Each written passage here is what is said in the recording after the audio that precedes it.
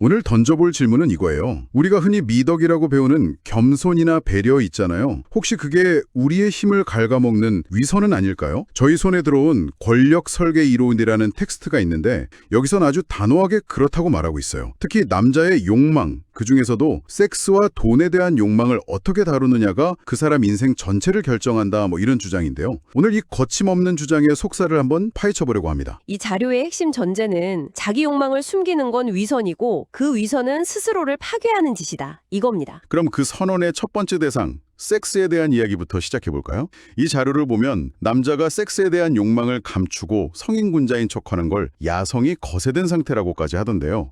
이게 현실에서 수많은 기회를 날려버리는 멍청한 짓이라고요? 바로 그 지점을 설명하려고 아주 구체적인 예시를 들어요. 소개팅에 나간 남자가 저는 여자를 지켜주는 사람입니다. 스킨십은 천천히 하는 게 맞다고 생각해요. 이렇게 말하는 상황을 상상해보라는 거죠. 겉으로 보기엔 되게 신사적인 발언이잖아요. 그렇죠? 매너 좋은 거 아닌가요? 그런데 이 이론의 분석은 완전 달라요. 여성은 그 말을 듣고 매너가 있구나 라고 생각하는 게 아니라 이 남자는 거절당하는 게 두려워서 미리 방어막을 치는구나 라는 신호를 본능적으로 감지한다는 거예요. 잠시만요.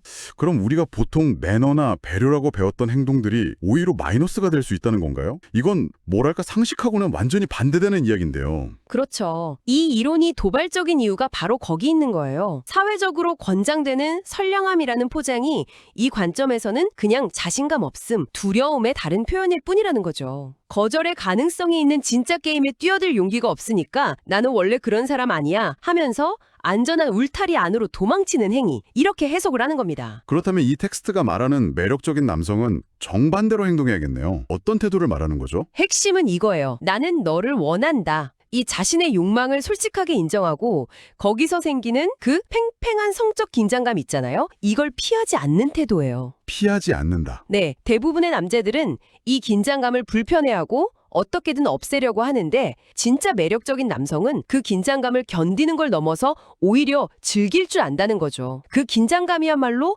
관계를 다음 단계로 나아가게 하는 에너지원이라고 도는 거예요. 긴장감을 즐긴다는 말이 좀 아슬아슬하게 들리기도 하는데요. 자칫하면 그냥 공격적이거나 무례한 사람으로 보일 위험은 없을까요? 그 매력적인 긴장감하고 상대를 그냥 불편하게 만드는 무례함, 그 경계는 대체 어디에 있는 거죠? 행간을 읽어보면 핵심은 결과에 연연하지 않는 태도에 있는 것 같아요. 즉, 나는 너를 원하지만 네가 거절해도 상관없다는 자신감의 표현인 거죠. 무례함은 상대방 의사를 무시하고 내 욕망만 강요하는 거지만 이 텍스트가 말하는 매력은 나는 내 욕망에 솔직하고 당당하다. 그리고 그 결과 네가 날 거절하더라도 내 가치는 변하지 않는다. 이런 태도에서 나온다고 볼 수 있어요. 거절의 위험을 감수하는 것 자체가 강력한 자신감의 증명이라는 논리입니다. 그렇군요. 결국 두려움을 어떻게 다루느냐의 문제네요. 거절이 두려워서 욕망을 숨기는 대신에 거절당할 위험을 안고도 솔직하게 나서는 그 용기, 그 자체가 매력의 본질이다. 듣고 보니까 이 두려움이라는 키워드가 다른 영역에도 똑같이 적용될 것 같은데요. 두 번째 주제인 돈 이야기로 넘어가면 이 논리가 더 명확해질 것 같아요. 정확합니다. 관계에서의 거절에 대한 두려움은요, 사회생활, 특히 돈 문제에서는 가치 평가에 대한 두려움으로 그대로 이어져요. 이 텍스트는 돈 이야기를 피하거나 돈을 천박하게 여기는 태도를 고상함이 아니라 무능해진 거라고 아주 신랄하게 비판합니다. 그 연봉 협상 테이블의 예시가 진짜 인상 깊었어요. 회사에다 대고 저는 돈보다는 이 일을 통해 성장하고 싶습니다. 열정만 있다면 괜찮습니다. 이렇게 말하는 사람이요. 겉보기엔 정말 열정 넘치는 인재상인데 이 이론은 그 사람의 미래를 아주 비참하게 예측하더라고요. 네, 그 쿨한 척했던 사람은 결국 자신보다 훨씬 뻔뻔하게 연봉을 요구했던 동료 밑에서 주말에도 야근하면서 신세 한탄을 하게 된다. 이런 그림을 그리죠.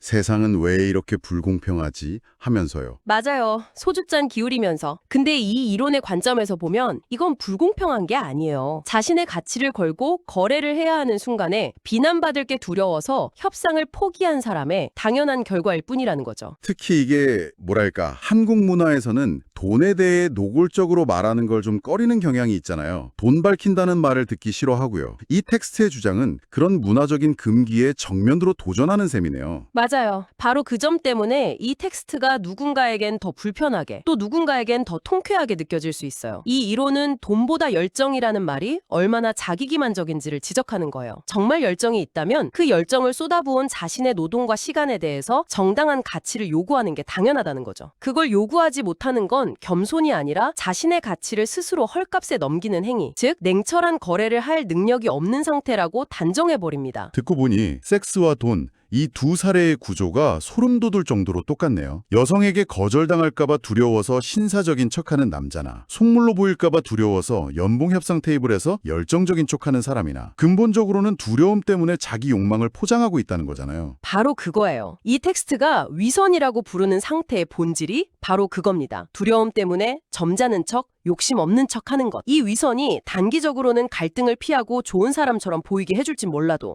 장기적으로는 인생의 주도권과 기회를 모두 빼앗기는 결과로 이어진다는 게 이 이론의 핵심 진단인 셈이죠. 이 텍스트는 그런 위선을 역겨운 위선이라고까지 부르면서 그걸 스스로 찢어 밟아야 한다고 말해요. 표현에 정말 자비가 없네요. 그럼 이 모든 내용을 종합해 볼 때 이 텍스트가 궁극적으로 우리에게 내리는 처방은 뭘까요? 이 두 가지 강력한 사례를 통해서 어떤 결론으로 우리를 이끌고 있나요? 결론은 아주 명확하고 단호합니다. 욕망을 숨기지 말고 인정하고 탐하라 이거죠. 이건 단순한 조언이나 제안이 아니에요. 거의 명령에 가까운 아주 강한 어조로 우리 내면의 검열관을 부수라고 요구하고 있어요. 위선을 벗어던지고 자신의 가장 원초적인 욕망을 정면으로 마주하는 것. 거기서부터 모든 힘이 시작된다고요. 텍스트의 마지막 문장이 그 메시지를 아주 급적으로 보여주는 것 같아요. 나는 섹스를 원하고 막대한 부를 원한다. 이 날 것 그대로의 욕망을 직시하는 순간 인생이 바뀐다고 하죠. 네, 비굴하게 버티는 생존의 삶에서 세상을 내 발 아래 두는 정복의 길로 들어서게 된다고요. 생존과 정복, 이 엄청난 대비가 모든 걸 말해주는 것 같습니다. 여기서 생존이라는 건 외부 환경이나 타인의 평가, 사회적 시선에 내 행동이 결정되는 그런 수동적인 삶을 의미해요. 늘 눈치 보고 거절당할까봐 전전긍긍하고 내 가치를 제대로 요구하지 못하는 삶이죠. 반면에 정복은 내 안의 욕망을 동력으로 삼아서 세상을 내 의지대로 만들어 나가는 능동적인 삶을 상징하고요. 이 텍스트는 욕망을 인정하는 행위가 단순히 솔직해지는 차원을 넘어서 삶의 운영체제를 생존 모드에서 정복 모드로 전환하는 스위치라고 주장하는 겁니다. 오늘은 남성의 욕망, 특히 성과 돈에 대한 욕망을 정면으로 마주해야만 진정한 힘을 얻을 수 있다는 권력 설계 이론의 아주 도발적인 주장을 깊이 있게 살펴봤습니다. 우리가 미덕이라고 배워온 겸손이나 배려를 위선과 무능으로까지 규정하면서 솔직한 욕망의 표출을 성공의 핵심 동력으로 보는 관점이 정말 흥미로웠네요. 물론 이 주장이 모든 상황에 적용될 수 있는 만능 열쇠는 아닐 거예요. 하지만 우리가 스스로에게 얼마나 솔직한지, 혹시 두려움 때문에 중요한 순간에 나 자신을 속이고 있지는 않은지 되돌아볼 계기는 충분히 되는 것 같습니다. 이 텍스트는 욕망을 정복을 위한 강력한 에너지로 규정하면서 그걸 어떻게 폭발시킬지에 집중하고 있어요. 청취자 여러분이 한번 생각해 보셨으면 하는 질문을 마지막으로 던져볼까 해요. 이 자료의 주장처럼 욕망을 인정하는 것이 힘을 향한 첫걸음이라면 그 힘을 얻은 뒤에 필요한 두 번째 걸음은 무엇일까요? 욕망이라는 강력한 엔진에 장착한 채 정복의 길에 나섰을 때 그 차를 올바른 방향으로 이끌어줄 핸들과 브레이크는 과연 무엇이어야 할까요?